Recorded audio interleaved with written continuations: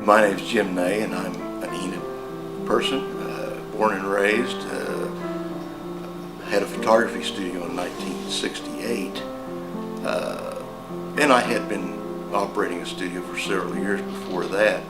1968, I was playing in a band called The Preachers. We were Enid's premier rhythm and blues show band. 10-piece, 8-piece, 12-piece, depending on venue.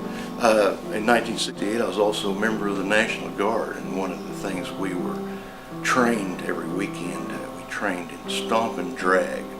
Stomp and drag. There, you remember in 1968, the Democratic National Convention made stomp and drag a very popular activity for National Guardsmen.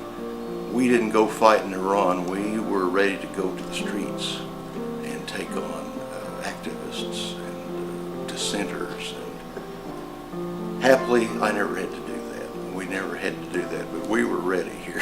Stomp and drag, what that means is we would form a line or a V or a wedge, and you would stomp and drag your foot. You'd stomp and drag and move forward, and the reason for this was the audio. You know, you could hear the stomp. It was actually making a large sound, which was designed to intimidate the protesters. 1968 was a remarkable year. You felt it when it was there. When you were there in 1968, you knew there was so much going on in 68. Everybody was getting killed. The riots, the war, drugs.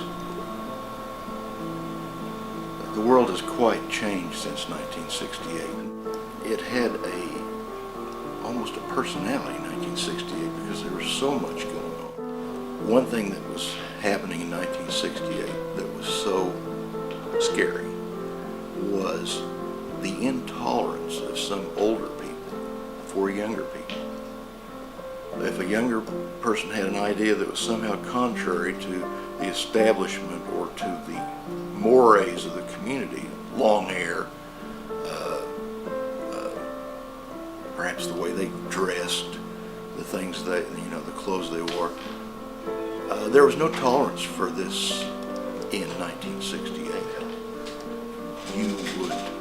You were flirting with the man, and that was there was them against us mentality, us against them mentality.